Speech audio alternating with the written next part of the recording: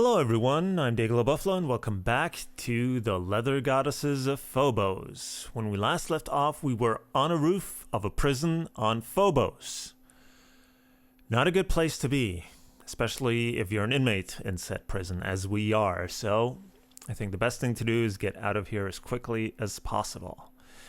Now, we were on the roof, but in the room below that, in the observation room, there was a room that we didn't explore, so let's go north. It's too dark to see a thing. There's a distinctive odor here, though. Trent loyally stays at your side, so let's smell the odor. Scratch and sniff spot number 3. Apparently, this section of Phobos has a significant moth problem. Okay. But it's still dark. Luckily,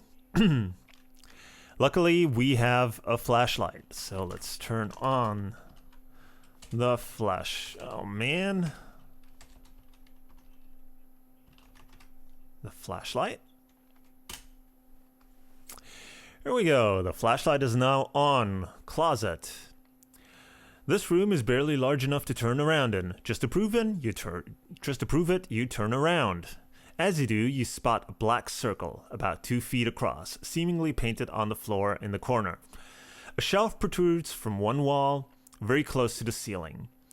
The closet is open to the south. A strong odor of mothballs pervades the closet. Trent is here, counting his fingers and mumbling to himself. Sitting on the shelf is a wicker basket. Well, let's take the basket. Can't hurt. Can't reach the wicker basket. Well, luckily we have a school. No, we don't have a school. How would you even transport a school? I mean, even for an adventure game inventory, a school would be a bit too big. So drop stool. Stand on stool. Okay, you're now on the stool. Now we take the basket. Taken. Perfect. Look at basket. The basket is oval-shaped. A handle spans the narrow part. Trent trots over to you. I've got a plan to bring these leather... I can't speak. I'm sorry. To bring these leather goddesses, jokers, to their knees, he says, flipping you a matchbook. The cover of the matchbook is filled with scrawled notations. If we can scrape up these items, I can whip up something that'll knock 'em cold. A super-duper anti-leather Goddesses of Phobos attack machine. Always good to have one of those on you.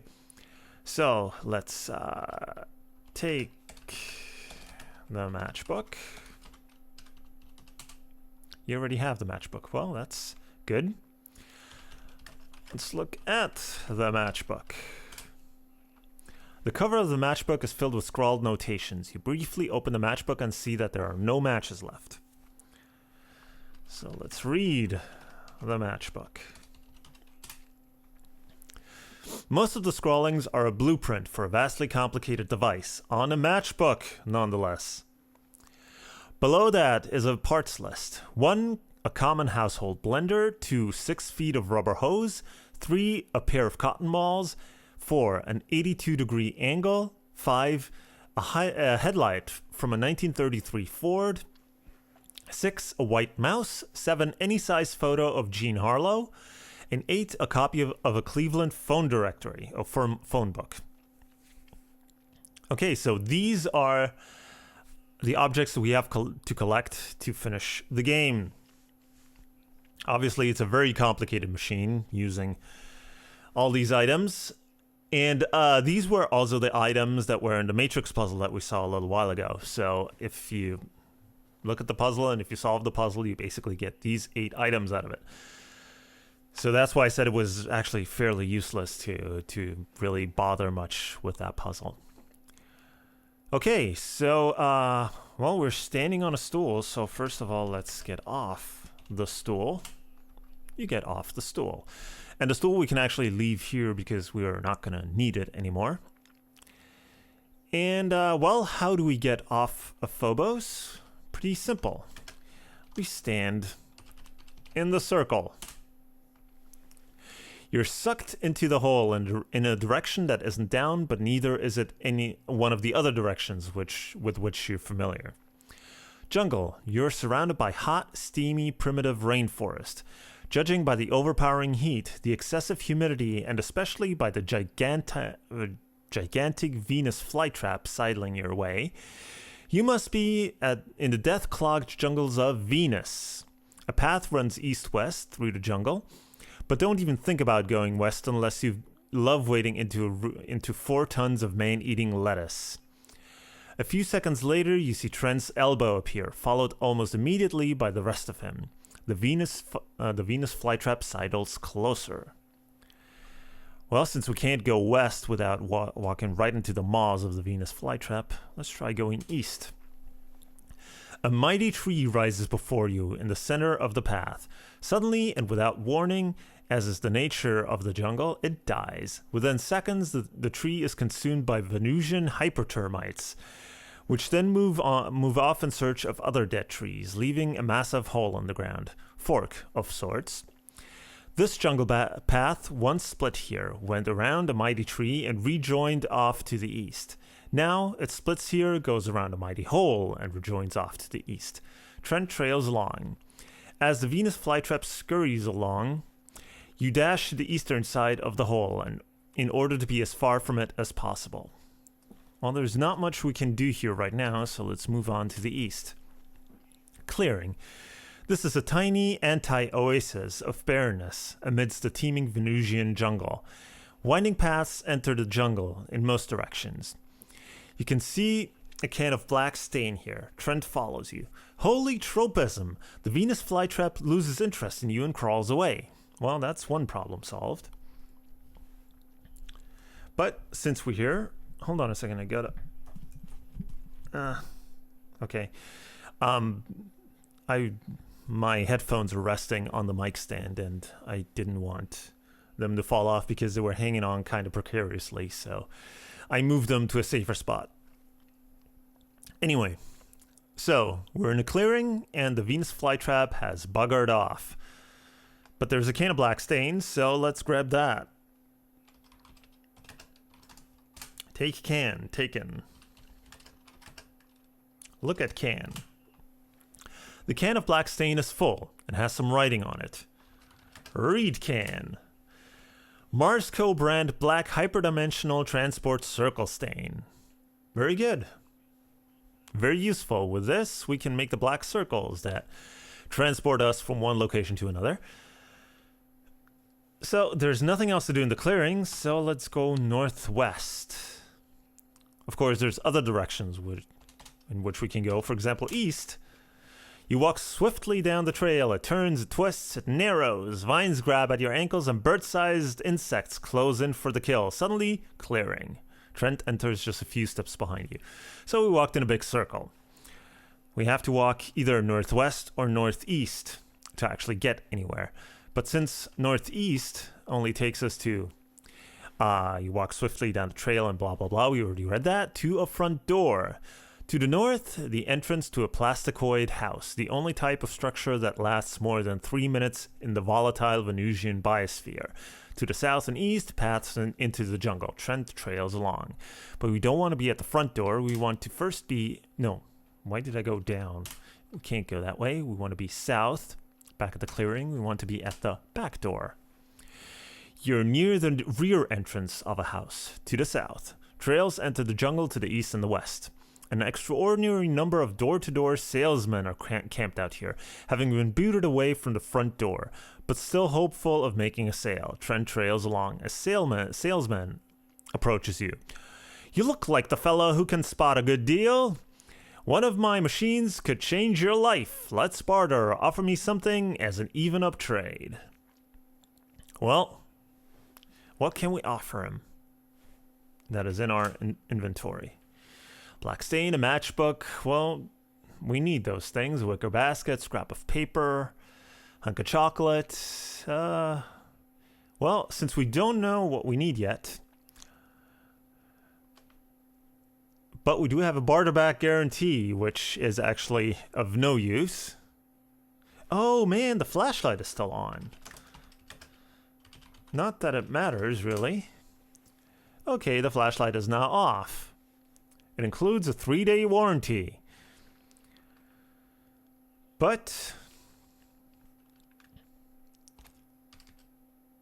since we don't know what he wants, and we could just go through one item after another, we can try to offer all to salesman. This is actually how I solved this puzzle. I just offered him everything I had, and the game just goes through all the items one by one until you hit the right item.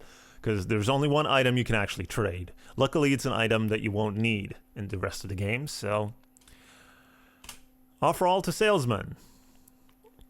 Can of black stain. No thanks. I've already got one. Offer me something else. Matchbook. Stop insulting me. There's a glut of those on the market. Offer me something else. Wicker basket. That model went out of style before I was born. Offer me something else.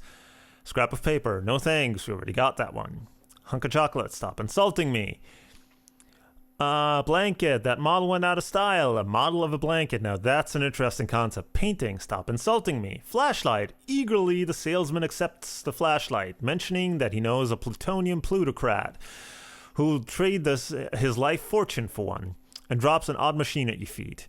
It's a tea remover, he explains. You ponder what it removes. Tea stains, hallway tea intersections, even TV star Mr. T crosses your mind, until you recall that it's only 1936. But before you have a chance to ask the salesman, he turns on the flashlight, and a giant Venusian megamoth swoops down and carries him off.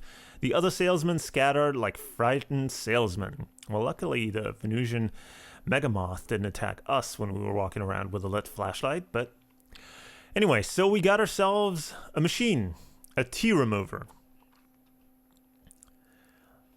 First of all, let's pick up the machine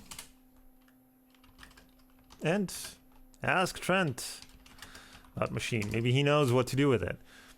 Tea remover. For cleaning up golf courses? I don't think so. But, hey, if we run across a golf course, we'll know what to do. Well, since we're at a house, why not open the door? It's locked. Very locked. You'll have to open the back door first. Well, since it's locked, very locked, let's try knocking on door. The door is thrown open by wild-eyed mad scientists. Nine! Nine! Nine! I don't need any! Then, taking a closer look at you through spectacles thick enough to stop gamma rays, he says, Oh, not ein salesman! In fact, just the type I need for my experiment! Why are all mad scientists German? He grips your wrists, and with surprising strength, he drags you inside. Looks can be deceiving. From the innocent appearance of this quiet living area, you'd never guess that all sorts of twisted, maniacal, perverted experiments are in progress. A short flight of stairs below. There are doors to the north, open, and south. South is the front door that we were at a little while ago.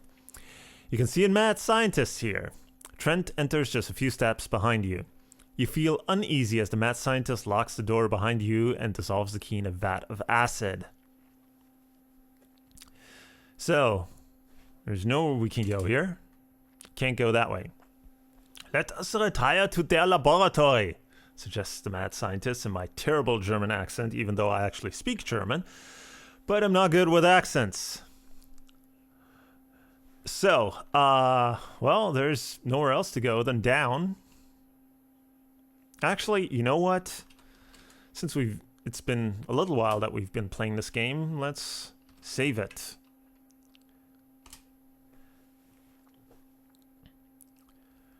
So, now that the game is safely saved, let's go down. Laboratory. The scientist's madness is finally evident by his lab, filled with many expressions of insane genius, such as the two caged gorillas, one male and one female, the two slabs for strapping down human victims, and a huge red power switch. A closed door leads north.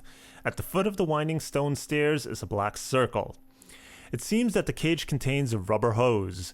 Trent loyally stays at your side. The mad scientist bounds down from the first floor, activating a guaranteed 100% effective vaporo zap energy barrier across the foot of the stairs. Which probably means that we cannot go back upstairs or we cannot run away, so we're trapped here with a mad scientist and a couple of gorillas. But there is a rubber hose here. And if you remember from our list of items to get, there is a rubber hose in that list, so we'll have to find a way to get to it. So anyway, let's finish this part here before it gets interesting with the two gorillas. And, well, I will see you in the next part, so thank you for watching.